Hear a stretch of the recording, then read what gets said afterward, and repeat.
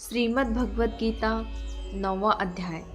श्री कृष्ण जी बोले, हे अर्जुन, तुम में ईर्ष्या नहीं है, इसलिए यह अति गुप्त शास्त्रीय ज्ञान और अनुभव तुमसे कहता हूँ। इसे जानकर तुम्हारा अशुभ न होगा।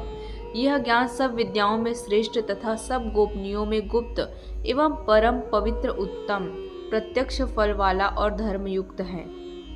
साधन करने में बड़ा सुगम और नष्ट नहीं होता। हे परंतम, इस धर्म पर जो श्रद्धा नहीं रखते वे मुझे नहीं पाते और इस मृत्यु युक्त संसार में बार बार लौटते हैं। मैं अव्यक्त हूँ और मैंने ही यह सब जगत प्रकट किए हैं। सब प्राणी मुझ में स्थिर है, किंतु मैं उनमें नहीं हूँ। मुझ में सब भूत भी नहीं है। मेरा यह ईश्वरीय कर्म देखो।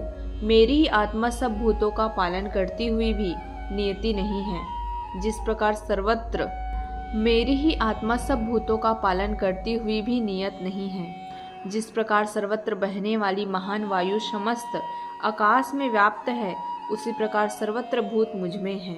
ऐसा समझो हे कौन्तेय, सभी जीव कल्प के अंत में मेरी प्रकृति में आ मिलते हैं और कल्प के प्रारंभ में उनको फिर उत्पन्न करता हूँ।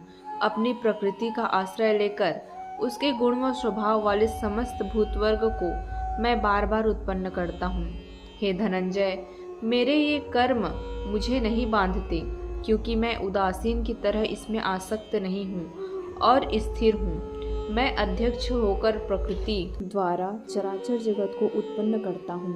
हे कौन्तेय, इसी कारण यह जगत बनता और बिगड़ता है। मूर्ख लोग मेरे पास परम स्वरूप को नहीं जानते कि मैं समस्त चराचर का स्वामी हूँ। जो मुझको मनुष्य जानकर मेरी अवहेलना करते हैं, उनकी आशा व्यर्थ, कर्म निष्फल, ज्ञान निरर्थक, चित्त भ्रष्ट है। वे उस आसुरी शक्ति के वश में हैं जो मोह को उत्पन्न करती है।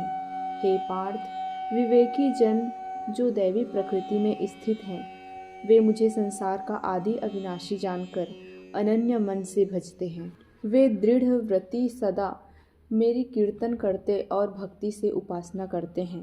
कोई एकत्व से, कोई पृथक्व से और कोई मुझे अनेक रूप वाला मानकर उपासना करते हैं। श्रोतज्ञ मैं हूँ, स्मार्त यज्ञ मैं हूँ, पितृयज्ञ मैं ही हूँ और औषधि तथा औषधि मंत्र होम का साधन घृत, अग्नि और होम भी मैं ही हूँ।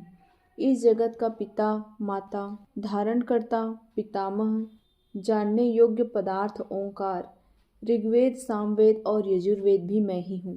गति पालन करता, प्रज्ञा साक्षी, निवास स्थान, रक्षक, मित्र, उत्पन्न करने वाला, संहार कारक, आधार, प्रलय स्थान और अविनाशी बीज मैं ही हूँ। मैं सूर्य रूप से तपता हूँ। मैं ही वर्षा रोकता हूँ, मैं ही वर्षा कराता हूँ। तथा हे अर्जुन, मैं ही अमृत और मृत्यु भी हूँ तथा सत और असत भी मैं ही हूँ। तीनों वेदों के ज्ञाता, सोम पीने वाले, पाप रहित यज्ञ द्वारा मेरी पूजा करके स्वर्ग चाहते हैं और इंद्र के पुण्य लोक में पहुंचकर स्वर्ग में देवताओं के योग दिव्य सुख भोगते हैं। वे उस विशाल स्वर्ग लोक में सुख भोग कर पुण्य के क्षीण होने पर भी मृत्यु लोक में आते हैं। इस प्रकार तीनों वेदों के यज्ञादि धर्मों का पालन करने वाले, भोग की इच्छा रखने वालों का आवागमन होता रहता है। जो अपन्य भाव से चिंतन करते हुए मेरी उपासना करते हैं, उन नित्य योगियों के योग क्षेम अर्थात स्थान, भोजाच्छादन से इनकी मैं रक्षा करता हूँ। हे कौन्तेय, जो दूसरे देवताओं के भक्त हैं और श्रद्धा से उनकी पूजा करते हैं, वे भी मेरा ही पूजन करते हैं, परंतु यह पूजन विधि पूर्वक नहीं है। सब यज्ञों का भोक्ता और स्वामी मैं ही हूँ। जो मेरे इस व्रत को नहीं जानते, वे आवागमन से नहीं छूटते हैं। देवताओं के पूजने वाले देवलोक को प्राप्त होते हैं, पितरों के पूजने वाले पितृलोक को प्राप्त होते हैं, यज्ञादिकों के पुजारी यज्ञ लोक को प्राप्त हो जाते हैं और मेरा पूजन करने वाले मुझे प्राप्त होते हैं। भक्ति से पत्र, पुष्प, फल या जल जो मुझको अर्पण करता है, उस शुद्ध अंतःकरण वाले व्यक्ति के भक्ति से दिए हुए पदार्थ को मैं बड़ी प्रसन्नता पूर्वक ग्रहण करता हूँ। हे कौन्तेय, जो तुम करते हो, खाते हो, वह सब मुझे अर्पण करो।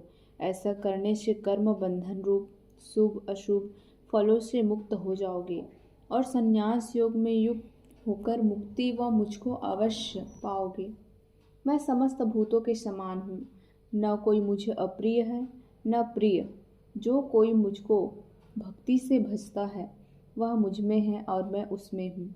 यदि कोई दुराचारी भी हो और अनन्य भाव से मेरा भजन करे, उसको मैं साधु ही मानता हूँ, क्योंकि उसने उत्तम मार्ग ग्रहण किया है। वह शीघ्र ही धर्मात्मा होता है और चिरस्थायी शांति को प्राप्त होता है। हे कौन्तेय, यह निश्चय करके जानो कि मेरा भक्त कभी नाश को प्राप्त नहीं होता। हे पार्थ, मेरा आश्रय पाकर नीच कुल में उत्पन्न स्त्रियां, वैश्य और शूद्र भी उत्तम गति को पाते हैं।